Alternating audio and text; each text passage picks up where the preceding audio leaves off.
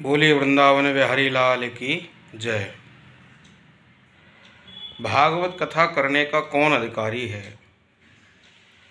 भागवत में ही इस बात का प्रत्युत्तर हमको प्राप्त हो जाता है। बड़ा खेद होता है, बड़ा दुख होता है ये जान कर के, ये देख कर के श्रीमद् भागवत की कथा जो पारमहंसों की संहिता है, परमहंसों की संहिता है, सुखदेव जी महाराज ने जिसको अमृत के बदले में भी देवताओं को नहीं दिया, ऐसा बहुमूल्य रत्न ये भागवत की कथा। और आज व्यापारीकरण के माध्यम से लोग कथाओं को बेच रहे हैं। बड़ा दुख होता है। मैं मानता हूँ कि ब्राह्मणों का दान लेने का अधिकार है, उसी से उनका जीवन का भरण पोषण होता है, उस पर उनका अधिकार है और उनको लेना भी चाहिए। परंतु शास्त्रों में लिखा है ब्राह्मण दान तो ले सकता है पर भीख नहीं मांगना चाहिए। भीख नहीं मांग सकता है। भीख में और दान में बहुत अंतर है। भीख मांग कर के ली जाती है और दान देने वाला स्वेच्छा से देता है। तो जो स्वेच्छा से दिया जाए वो दान है और जो मांग के लिया जाए वो भीख है, भिक्षा है। ये ब्राह्मण का कर्म नहीं है। कथा प्रवक्ता कैसा होना चाहिए, कौन भागवत कथा को कर सकता है, कह सकता है, इसके विषय में भागवत में ही वर्णन है। भागवत के महात्म्य के 6वें अध्याय में श्लोक है प्रवक्ता के गुण कैसे होने चाहिए। तो वहाँ लिखा है विरक्तो वैष्णवो विप्रो वेद शास्त्र विशुद्धिकृत दृष्टांत कुशलो धीरो वक्ता कार्योति निष्प्रिया। प्रथम बात, विरक्त हो। विरक्त किसको कहते हैं? जिसमें संसार के प्रति राग ना हो, संसार के प्रति मोह ना हो, ऐसा वक्ता होना चाहिए। विरक्त का तात्पर्य बिल्कुल ये भी नहीं है कि जिसने घर परिवार छोड़ दिया, गृहस्थ ना हो, ये अर्थ नहीं लेना चाहिए। अगर ऐसा विरक्त का केवल यही अर्थ होता तो सुदामा जी महाराज जो सदगृहस्थ थे उनको विरक्त क्यों कहते? भागवत कथा में लिखा है कृष्णासी सखा कश्चित ब्राह्मणों ब्रह्मवित्तमा विरक्तो इंद्रियार्थेषु। तो सुदामा जी को भी विरक्त कहा। तो विरक्त का तात्पर्य है जिसमें संसार के प्रति राग ना हो, जो मोह में ना फंसा हो, संसार को ही केवल ममत्व से जो ना अपनाता हो, ऐसा ब्राह्मण होना चाहिए, ऐसा वक्ता होना चाहिए। दूसरी बात, विरक्तो वैष्णव हो, जिसने गले में तुलसी कंठी माला धारण करी हो, जो विष्णु का, राम का, कृष्ण का भक्त हो। जो विष्णु का भक्त होता है उसे वैष्णव कहते हैं। तो वैष्णव हो, जो भगवान को मानता हो, भगवान का भक्त हो, गले में कंठी माला धारण करता हो, ऐसे वक्ता से हमको कथा सुननी चाहिए। विरक्तो वैष्णवो विप्रो। और सज्जनों, तीसरी बात है विप्र होना चाहिए। भागवत में लिखा है ब्राह्मण शरीर से ही हमको भागवत की कथा श्रवण करनी चाहिए, तभी वो अनुष्ठान सफल होता है। इसलिए विप्रो। अगर ऐसा नहीं होता तो ये शब्द लिखने की आवश्यकता ही नहीं होती। अनुष्ठान केवल ब्राह्मण के द्वारा ही सफल होता है। भगवत चर्चा कोई भी कर सकता है, किसी के लिए कोई पाबंदी नहीं, सब करें भगवत चर्चा। पर अनुष्ठानात्मक अगर कोई हम कर्त कर रहे हैं तो वो ब्राह्मण के द्वारा ही होना चाहिए। व्यास गद्दी ये ब्राह्मण के लिए ही वर्णित की गई है।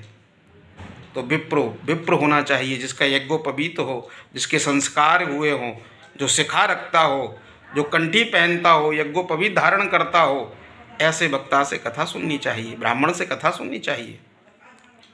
एक छोटी सी बात और हो सकता है लोगों को अन्यथा लगे, लेकिन शास्त्रों में लिखा है जिसका यज्ञोपवीत नहीं है वो किसी भी शास्त्रीय कर्म करने के लिए अमान्य है, किसी भी अनुष्ठान को करने के लिए अमान्य है। तो जो लोग यज्ञोपवीत धारण नहीं कर रहे हैं या नहीं करते हैं या नहीं कर सकते हैं, उनको ये अधिकार कहाँ से प्राप्त है? मैं निवेदन करना चाहूँगा बहुत विनम्रतापूर्वक, भागवत की कथा में प्रायः आजकल देखने को मिल रहा है हमारी मातृशक्ति माताएं बहुत ही तादाद में भागवत कथा प्रवक्ता बन रही हैं। बहुत अच्छी बात है, भगवान की चर्चा करनी चाहिए, लेकिन भागवत के पवित्र मंच पर बैठने का अधिकार तो उनको भी नहीं है, क्योंकि यज्ञोपवीत कभी भी स्त्रियों का नहीं होता है, और जिसका यज्ञोपवीत नहीं उसको वेद अध्ययन करने का भी अधिकार नहीं है, ऐसा शास्त्रों में लिखा है। तो कहीं हम धर्म की जगह अधर्म तो नहीं कर रहे हैं? उपदेश धर्म का दे रहे हैं उस व्यास गद्दी से, और खुद ही अधर्म में प्रवृत्त हो रहे हैं। तो विप्र होना चाहिए। चौथी बात, विरक्तो वैष्णवो विप्रो वेद शास्त्र विशुद्धिकृत, वेद शास्त्रों को जानने वाला होना चाहिए।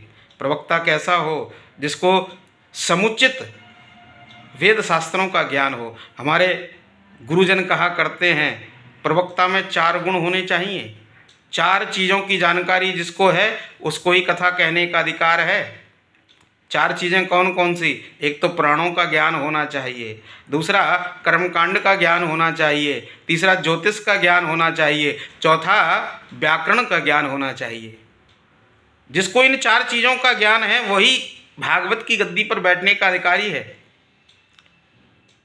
तो कथा कराने वाले जो भक्तगण हैं उनसे भी मैं निवेदन करना चाहूँगा, आप जब कथा प्रवक्ता का चयन करें तो पहले ये चीज़ देख लें कि जिस प्रवक्ता से आप कथा सुनने जा रहे हैं उसको समुचित ये 4 चीज़ों का ज्ञान है कि नहीं है। अरे बहुत ज़्यादा निष्णातता ना हो, बहुत ज़्यादा प्रकांड विद्वान 4 चीज़ों में ना हो, तो प्रारंभिक शिक्षा तो ली हो।